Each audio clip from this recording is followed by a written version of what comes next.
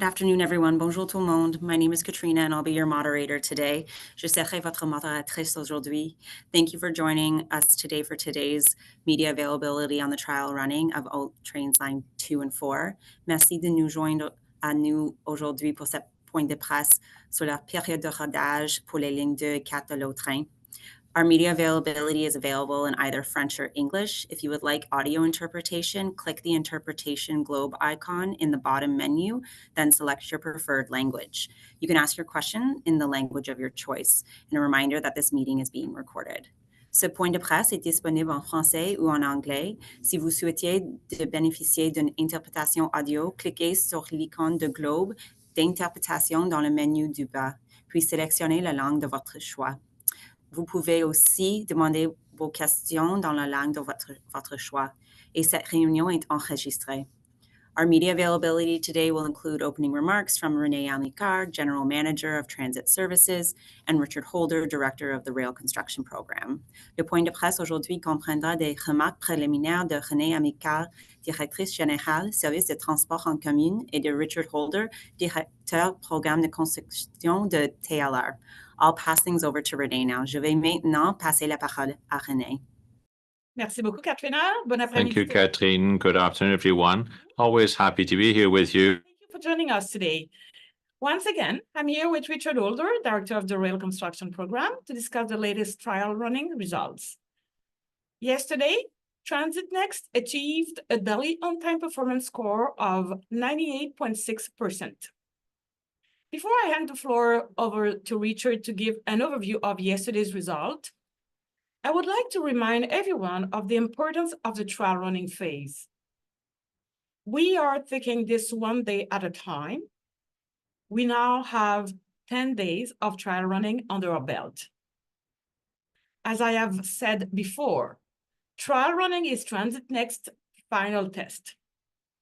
While we have been pleased with the results to date, I'm also pleased with both Transit Next and OC Transpo's ability to overcome challenges during trial running. Operating a rail system is complex and requires every moving part to seamlessly work together. While it is important that issues do not occur, how we respond to them is equally as important. Both Transit Next and OC Transpo remain focused on our collective goal in addressing issues now to ensure we can quickly respond to operational challenges in the future. I cannot stress enough how important this phase of the project is. Every time we overcome an issue during trial running, it gets us one step closer to delivering a system that will meet our expectations on day one. Maintenant, je vais demander à Richard. I'd now like to ask Richard to give you an overview of yesterday's results. Over to you, Richard. Good afternoon, everyone. Today's report will cover the trial running performance for Wednesday, October the 16th.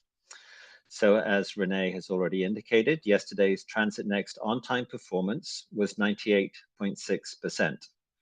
This brings the 14-day rolling average to 99.5% and means there are a minimum of 4 days left to achieve the target of 98.5% over a 14-day rolling average. Yesterday, we saw different issues that impacted the system performance. The first type of issue was track-related, specifically with one of the switches located near Mooney Space Station. The switch was unable to move to the correct position as the train approached the switch, and so the system was paused. The rail controllers in the Transit Operations Control Center were able to resolve this issue by remotely moving this switch to the correct position. Transit Next is currently investigating this particular switch to determine why it went out of correspondence and to determine what adjustments need to be made. The second type of issue was vehicle related. A train that arrived at Bayview Station went into safe mode as a speed sensor was indicating a fault. This caused some delays until the issue was resolved by a vehicle technician at the site. Transit Next has investigated this particular train issue and has determined that a faulty connection was the root cause. These types of issues are normal with a system that is undergoing testing and commissioning, and even when we go into operations. We are still continuing to grow the reliability of the system. And with every time that we deal with one of these issues, we have further confidence that that issue will not occur again during operations. Thank you, and I will now hand it over to Katrina for your questions. Thank you, Richard. I'll invite each agency in alphabetical order to ask their questions. Je vais maintenant inviter chaque organisme de presse par ordre alphabétique à poser des questions. We'll start with, nous allons commencer par, I see that CBC is here, but I don't see a name, so please let me know if you'd like to ask a question.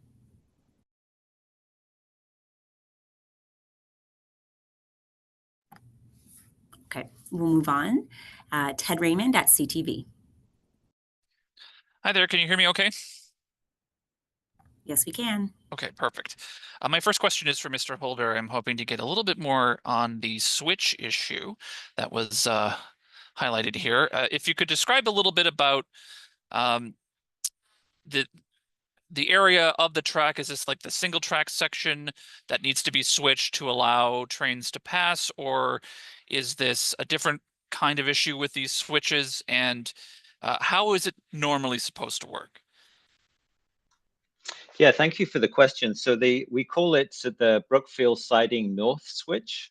So this is a section where we have two tracks, and this allows the vehicles heading north and the vehicles heading south to pass each other.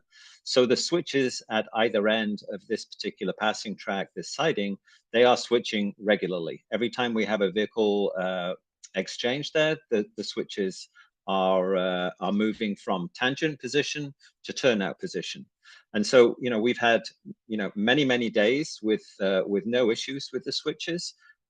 Exactly why this particular switch went out of correspondence at this time, we don't know. The maintenance team, it will be doing a full investigation.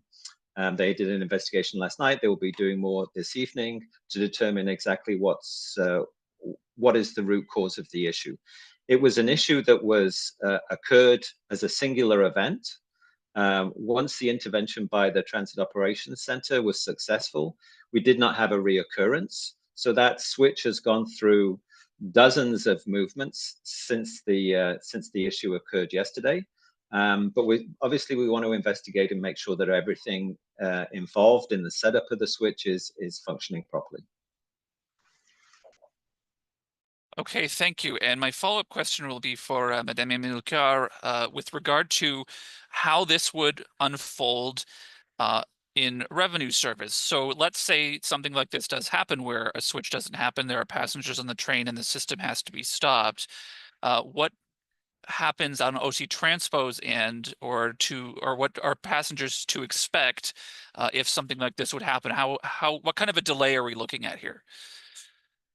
Thank you very much for the question. So as my colleague Richard just said, we have been able to remotely switch the switch, which was fantastic. So that means we didn't need to wait for a technician, etc. So in a real life, for sure, if it's with a question of minutes, we would probably just stop the train and wait for that. And after that, the second thing that we would have done probably we would communicate with our passengers to let them know that we have a problem and we're working on it, so they are safe, just to assure them. And as usual, when something like that arrives, we will investigate the day during the night, right after, the day after, to avoid any repetition. Okay, great. Thank you, Ted. And we'll move on to Blair Crawford at the Ottawa Citizen. Hi there. I guess this is for Mr. Holder. We know that there's single track sections on the Trillium line, but can you better explain? Is it just like one section that's single track, or are there several sections, and whereabouts those switches are along that line? Okay, certainly. I'm happy to answer that question. So in operations, we have at least 3 vehicles heading in the north direction and 3 or 4 vehicles heading in the south direction. So whenever those vehicles need to pass by each other, that passing movement takes place at a section of double track. There are certain situations such as Carleton University where the double tracking section occurs at a station. But there are other passing areas such as the Brookfield siding where there is no station, but that is the location where vehicle movements allow for a northbound train to pass a southbound train. And so this dance, this coordination that happens between the vehicles as they move up and down the line, that's controlled through our signaling system, which provides signaling similar to the signaling system that you would have in a traffic system. We have permissive signals that are green that allow an operator to move forward on the track, or they have a non-permissive signal indicating that they should wait. So on top of that, the signaling system also provides direction to the operator as to how long they need to wait at the stations, and also gives them a speed target as they're moving through the system. So the fact that we have a single track with passing tracks that's part of the infrastructure, like the track work, but it's very much integrated into the signaling system, so that the whole system, the rail system, working as an integrated system, can work very efficiently. So, and I'll latch this on as still question number 1. So a train traveling from Bayview to Lineback, how many switches would it pass through in that journey from single to double and back to single? Yeah, that's a good question. I would have to get back to you on exactly the number of switches that exist throughout the line. We certainly have that number. I just don't have it at my fingertips. Oh, okay. So a second question then. One of the recommendations of the inquiry was that the city not nitpick at the builder with little trivial problems and demand they be fixed. And I'm just wondering if you are, you must have a list of some of the smaller things that aren't actually affecting the reliability rating, but are on your to-do list, I guess. And can you give us an idea of what might be on that list? Yeah, so we've certainly listened to the recommendations from the public inquiry, and we've followed all the recommendations, and we've made sure that they're implemented as part of the delivery of the Trillium Line project and the east-west extension lines. The issue in relation to not inundating the maintainer is related to the work of our field observation team. So the field observation team is a small group of people who travel along the system during trial running, and they act like our passengers. So they are getting on and off the train. They are using elevators. Sometimes during the day, they will use emergency telephones that are on the platform, or they will use the emergency telephones that exist within the elevators. And it may be on those occasions when they're activating those devices that they find an error or find some kind of fault, and they would make a record of that, and then that would be brought forward to the deficiency list and will be added to the outstanding deficiency list that needs to be completed for substantial completion. So we are making records to ensure that that work will be completed before substantial completion, but that's a kind of station side system, communication system that doesn't impact our on-time performance. And so it's not impacting our trial running daily performance targets. Thanks very much. Thank you, Blair. And next we'll move on to Shane Segay at Railfans.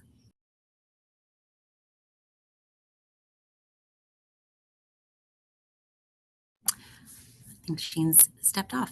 Okay, so this concludes our media availability today. Ceci conclut le point de presse aujourd'hui. Merci. Thank you, everyone.